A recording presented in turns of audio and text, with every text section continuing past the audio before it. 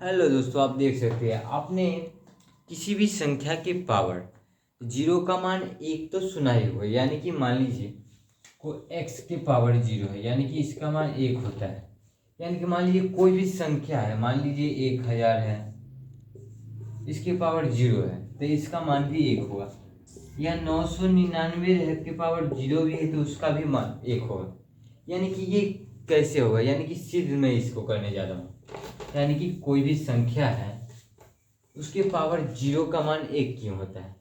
जैसे x के power zero का मान एक होता है तो मैं x के पावर जीरो को x माइनस वन बराबर एक तो मैं लिख ही सकता हूँ। फिर मैं एक में से घटाऊंगा तो फिर जीरो आ ही जाएगा, तो फिर जीरो आ गया तो x की पावर जीरो हो गया।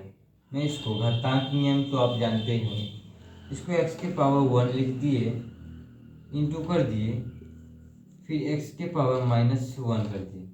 यानी कि आपने घातांक के नियम में पढ़ाई होगा, यानी कि जब घात गुना में होता है तो घात जुड़ता है। यानी कि दोनों आधार सेम है तो आधार आ जाएगा और घात जुड़ेगा तो वन प्लस माइनस वन, यानी कि फिर वन माइनस वन हो जाएगा, सेम सिचुएशन हो जाएगा। तो मैं इसको बराबर वन लिख दिए, तो x के पावर वन को x के पावर वन में लिख दिया, इंटू ये इनवर्स में है तो मैं इसको एक बटा एक्स लिख सकता हूँ, तो बिल्कुल लिख सकता हूँ।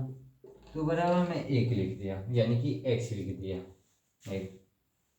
तो इससे मैं इसको काट देता हूँ, भाग में है तो ये गुना में तो कट जाएगा। यानी कि एक के बराबर एक कर दिया। यानी कि यह कहता है, यानी कि कोई भी संख्या है उसके पावर जीरो का मान एक होता है। यानी कि जैसे देख सकते हैं x हो गया अनंत, अनंत संख्या हो गया, x अनंत हो गया यानी कि इनडिफिनाइट। यानी कि कोई भी संख्या के पावर जीरो का मान एक ही होगा।